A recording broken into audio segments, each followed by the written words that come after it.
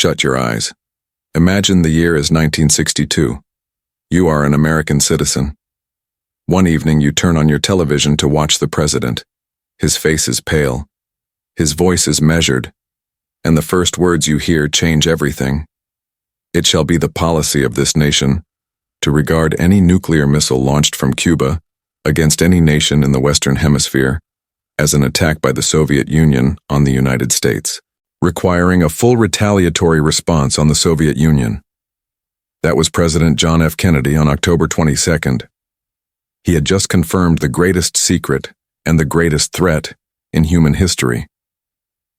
The Soviet Union had secretly planted nuclear warheads, weapons of absolute annihilation, just 90 miles from Florida. This was not a Cold War exercise. This was a literal countdown to World War III. For 13 days, the planet balanced on a knife's edge. Every decision made in the White House, every ship movement in the Caribbean, was a roll of the dice with humanity's fate.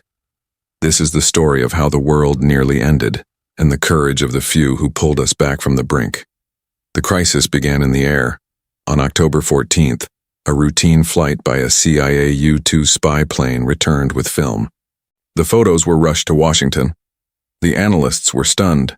They clearly showed Soviet launch sites with missile erectors, fueling trucks, and trenches. Khrushchev had repeatedly and emphatically guaranteed Kennedy he would never place offensive weapons in Cuba. He had lied. Kennedy's immediate response was to form the ExComm, the Executive Committee of the National Security Council. These men were tasked with finding a solution that did not end in global nuclear war. The consensus from the military Joint Chiefs of Staff was simple: attack.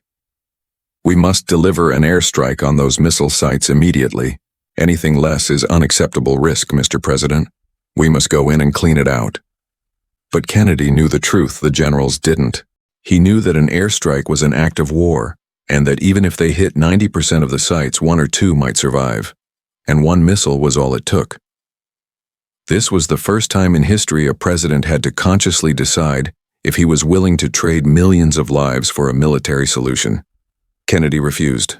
He chose a naval quarantine, a blockade, to stop any more weapons from entering Cuba. This was a deliberate act of restraint. The line was drawn at sea. The U.S. Navy formed a ring of steel around Cuba. 25 Soviet ships carrying more military cargo were steaming toward that line. October 24th. The moment the ships would meet. The world held its breath. Secretary of State Dean Rusk famously described the terrifying standoff.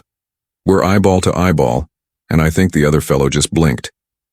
At the very last minute, the Soviet ships, with the exception of a few oil tankers, stopped. Then they turned around.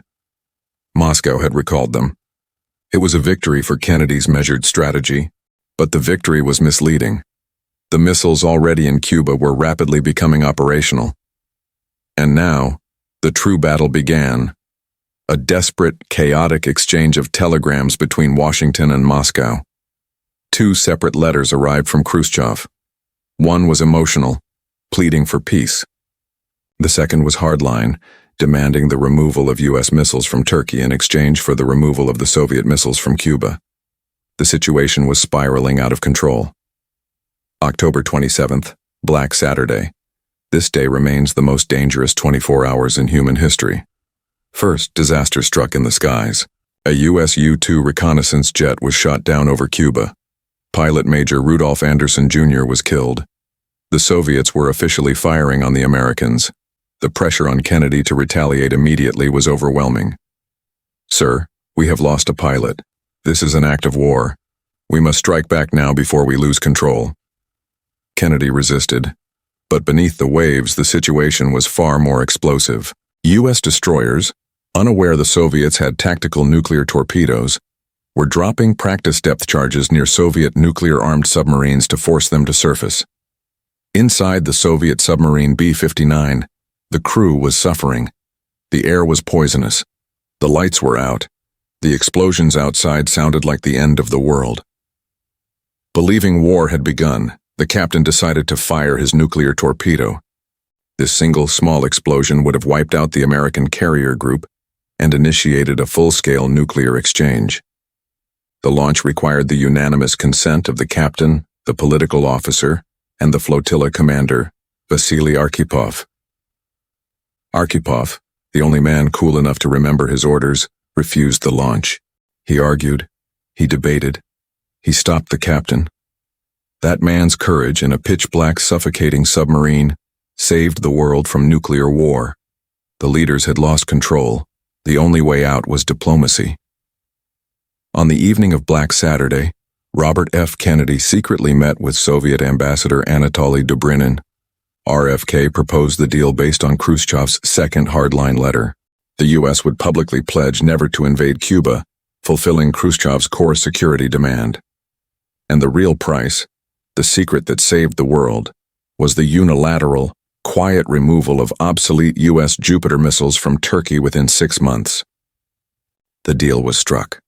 Kennedy would agree to remove the missiles from Turkey, but the promise had to be kept absolutely secret to avoid a massive political crisis with NATO. On October 28th, the Soviet Union publicly announced the withdrawal of the missiles from Cuba. The crisis was over. The world breathed again.